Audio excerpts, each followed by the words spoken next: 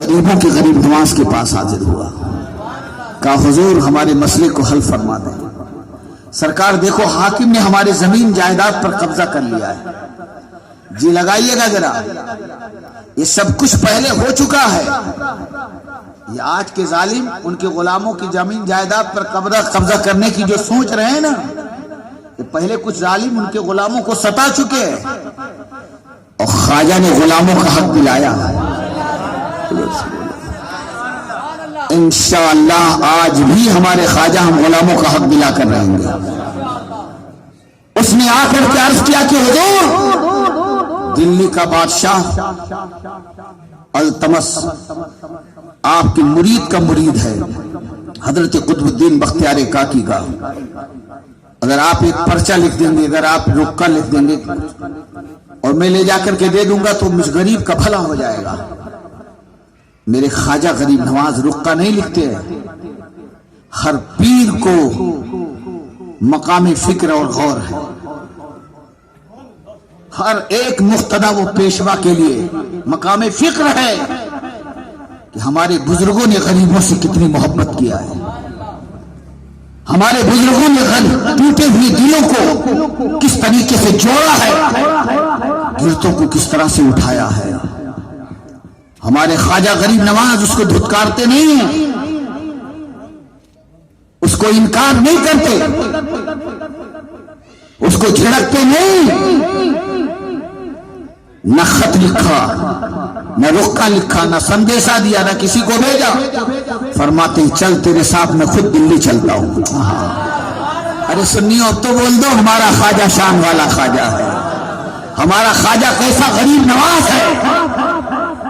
ایک غریب کی ساتھ کوئی سواری نہیں ہے، پیدل اجمیر شریف سے دلی اور سفارش کے لیے جا رہے ہیں، ایک غریب کے کام کی سفارش کے لیے۔ کیا مطلب ہے؟ خواجہ کیا بتانا چاہتے ہیں؟ جس نے تمہیں دنیا میں نہیں چھوڑا، جس نے تمہیں دنیا میں نہیں چھوڑا، قیامت کے دن وہ کیا تمہیں چھوڑ دے گا؟ یہاں بھی تمہاری سفارش کر رہے ہیں، وہاں بھی انشاءاللہ ہمارے خواجہ ہماری سفارش فرمائیں گے، بس شرط یہ ہے کہ ہم خواجہ کے بن کر کے رہیں۔ میرے خواجہ اس غریب کے ساتھ دلی تشریف لے گئے۔ سمجھو غریب نواز کون ہے، ان کے بھکاریے سمجھو کسی داتا سے ہم سوال کرنے جاتے ہیں وہ کون ہے؟ وہ حسن کا لال و حسین کا شہزادہ، فاطمی چمن کے بہار، ہم غریبوں کا غریب نواز کس شان کا مالک ہے۔ جب پہنچے دلی کے قریب میں تو یہ خبر کسی نے جا کر کے دلی کے بادشاہ کو دے دیا کہ آپ کے پیر قطب صاحب قطب الدین بختیار کاکی کے پیر سلطان الہند غریب نواز ایک غریب کے ساتھ تشریف لا رہے ہیں۔ کوئی خبر نہیں، بادشاہ اپنے پیر کے پاس آیا، حضرت قطب صاحب کے پاس۔ قطب صاحب بادشاہ چند اور علماء مشائخ کو لیے اور استقبال کے لیے دلی سے باہر نکلے۔ ملاقات ہوئی، قدم بوسی کیا، دست بوسی کیا، ادب انداز دیکھو آپ، کوئی ابھی سوال جواب نہیں ہے۔ سرکار خواجہ فرماتے ہیں میں اپنے قطب کی خانقاہ میں اپنے قطب کے مکان پر چلوں گا۔ قطب الدین بختیار کاکی جہاں قیام فرماتے مہرولش وہاں پہنچے، بادشاہ حاضر ہے، فوج حاضر ہے، وزیر وزراء حاضر ہیں۔ اب حضرت قطب الدین بختیار کاکی نے دست بستار کیا، میرے پیر و مرشد، میرے قبر کا اجالا، میری آخرت کا سہارا، اے معین بے کساں، اے غریبوں کے سہارے، بے کسوں کی مددگار، بغیر اطلاع بغیر خبر خلاف معمول سرکار نے کیسے کرم فرمایا؟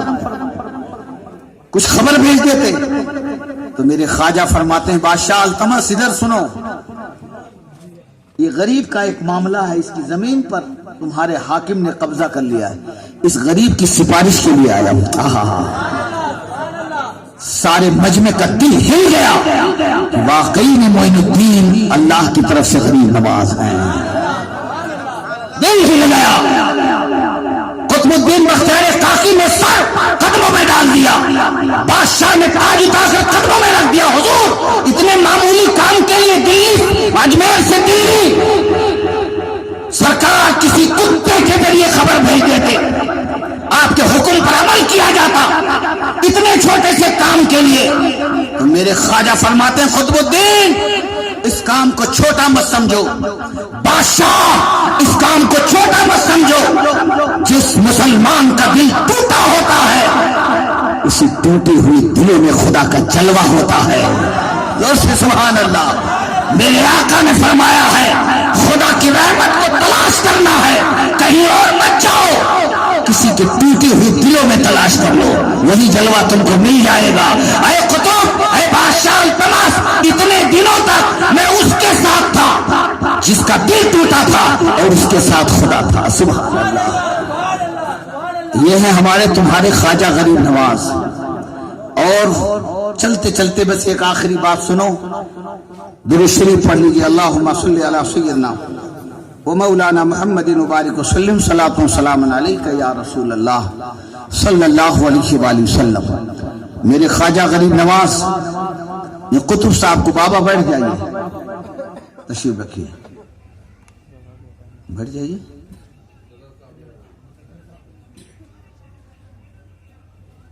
حضرت قطب الدین بختیار کاکی جب دلی تشریف لے گئے تو وہاں کے علماء، کچھ علماء آج بھی کچھ علماء سو ہیں، کچھ بگڑائے مشائخ بھی آج بھی ہیں، ایسے ہر زمانے میں رہے.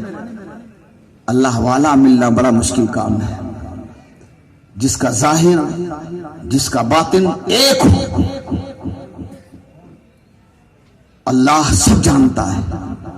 انہ یعلم الجہر من القول ویعلم ما تکتمون. اللہ سے کوئی کچھ نہیں چھپا سکتا. اس لیے میرے بھائیوں، خواجہ والوں، ہم وہی کریں جو اللہ کو پسند ہو، کسی کے دکھاوے کے لیے نہیں. قطب الدین بختیار کاکی دلی میں گئے، لوگ جلنے لگے، آپ پر الزام لگایا، تہمت لگایا. ایک عورت کو تیار کیا، جامع مسجد دلی کی سیڑھی پر وہ کھڑی ہو گئی. بادشاہ اپنے پیر و مرشد کے ساتھ جمعہ پڑھنے آتے تھے.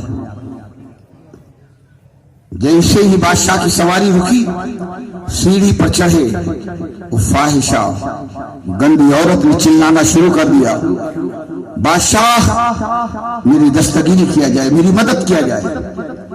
بادشاہ نے نگاہ جھکا کر کے کہا کہ معاملہ کیا ہے؟ کہا دیکھو میرے پیٹ کو دیکھو، یہ بچہ، یہ جس کو آپ نے سر کا تاج بنا رکھا ہے، جس کو آپ نے پیر و مرشد بنا رکھا ہے، یہ انہی کا سب کیا دھرا ہے. اتنا سننا تھا. حضرت قطب الدین بختیار کاکی سر پکڑ کر کے سیڑھی پر بیٹھ گئے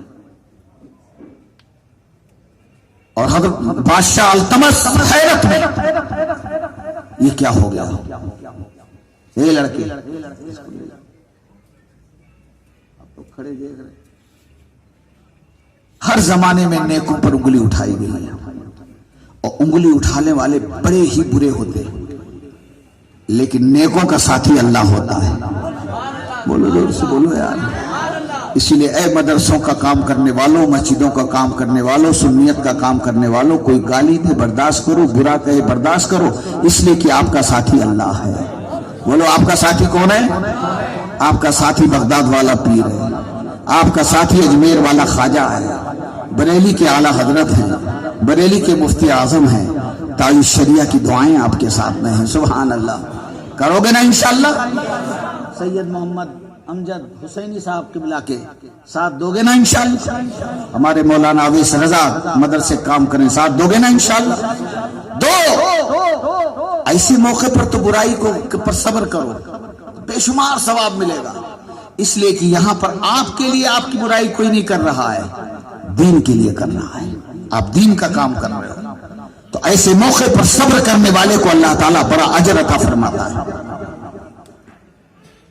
اب قطب الدین بختیار کاکی سر پکڑ کے بیٹھ گئے، دوسرے اچھے لوگ بھی گھبرا گئے، بادشاہ خود حیرت میں ہے، یہ کیا ہو گیا؟ دیکھو غور سے سننا، اس میں بڑی حکمتیں ہیں. کہ میرے خواجہ کل بھی بچاتے تھے. گھبرانے کی ضرورت نہیں ہے، بس اپنا نوک پلک درست رکھو جس سے آپ کا کوئی بگاڑ نہ کر سکے. دنیاوی نوک پلک درست رکھو، سارے کاغذات درست رکھو، اور دینی نوک پلک درست رکھو، یعنی اپنا عقیدہ مضبوط رکھو، اپنا ایمان مضبوط رکھو. دشمن احمد پہ شدت کیجیے، ملحدوں کی کیا مروت کیجیے، غیظ میں جل جائے بے دینوں کے دل، یا رسول اللہ کی کثرت کیجیے. ہمارا وہ شخص ہو ہی نہیں سکتا جو خواجہ کی چھٹی کو ناجائز کہے. اب بتاؤ، جو خواجہ کی چھٹی کو ناجائز کہے، اجمیر شریف جانے کو حرام کہے، خواجہ کے مزار کو بھارت کا سب سے بڑا مندر کہے، بتاؤ وہ مسلمان ہو سکتا ہے؟ اور چلیے وہ تو برائی کر رہا ہے، مگر جو اس کے ساتھ کھاتے ہیں، پیتے ہیں، اٹھتے ہیں، بیٹھتے ہیں، بتاؤ وہ غریب نواز کو خوش کر پائیں گے؟ اب آپ کا فاتحہ دلانا کوئی کام آئے گا؟ اس لیے سنو، فاتحہ دلاؤ مگر دشمنان رسول سے بچ کر کے دلاؤ. ہمارے مرشد بدر ملت فنا فی رضا تھے، فرمایا کرتے تھے، اکثر گوشہ نشین تھے، سمجھے آپ، فرمایا کرتے تھے اللہ اکبر، ایمان بچانا ہے، کیا جملہ، ایمان بچانا ہے تو ایمان والوں کے ساتھ رہو. اللہ کرے کہ آپ کے دل میں یہ بات گھر کر جائے اور آپ قبول کر لیں. ایمان بچانا ہے تو ذرا سب مل کر کے بولو، ایمان بچانا ہے تو دیوبندیوں کے ساتھ، شیعوں کے ساتھ، رافضیوں کے ساتھ، سلے کلیوں کے ساتھ نہیں، سچے قادریوں کے ساتھ رہو، سچے چشتیوں کے ساتھ رہو، سچے نقشبندیوں کے ساتھ رہو، سچے سہروردیوں کے ساتھ رہو، سچے اشرفیوں کے ساتھ رہو، سچے برکاتیوں کے ساتھ رہو، سچے رضویوں کے ساتھ رہو، سچے نوریوں کے ساتھ رہو، سچے سنیوں کے ساتھ رہو. سچوں کے ساتھ رہو گے، جو سچے کا حشر ہوگا اسی کے ساتھ انشاءاللہ تمہارا بھی حشر ہوگا.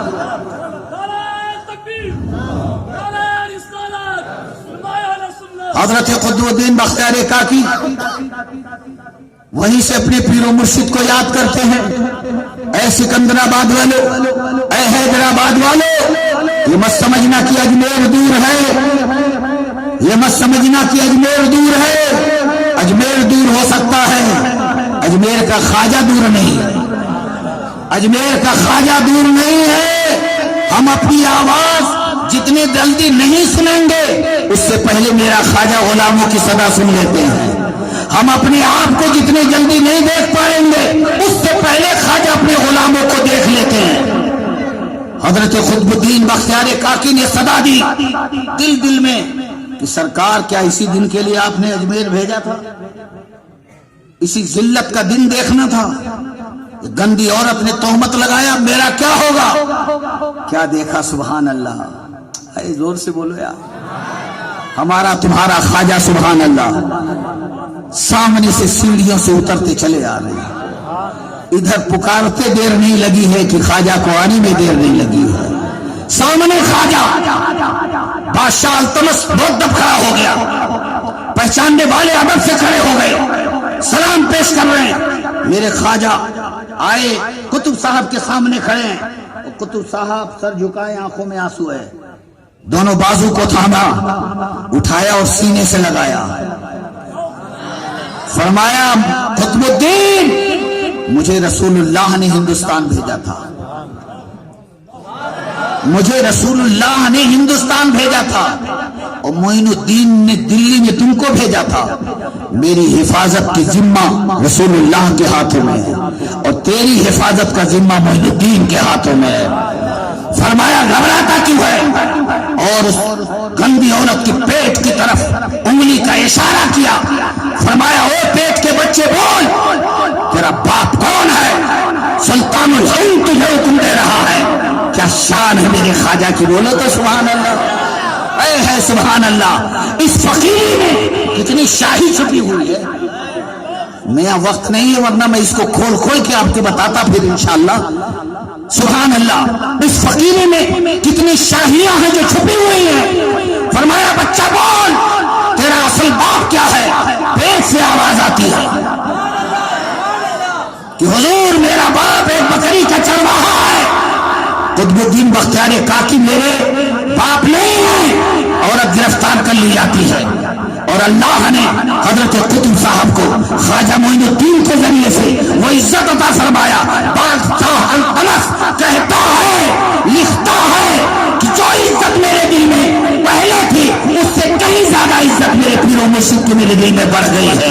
اللہ تعالیٰ ان نیکوں کا صدقہ عطا فرمائے. انوار احمد آخری بات کہہ کر کے آج سے رخصت ہو رہا ہے. جو خواجہ نے کل اپنے غلاموں کو بچایا تھا، آج بھی خواجہ اسی شان کے ساتھ اپنے مزار میں جلوہ گر ہے. اسی لیے زمانہ کہنے پر مجبور ہے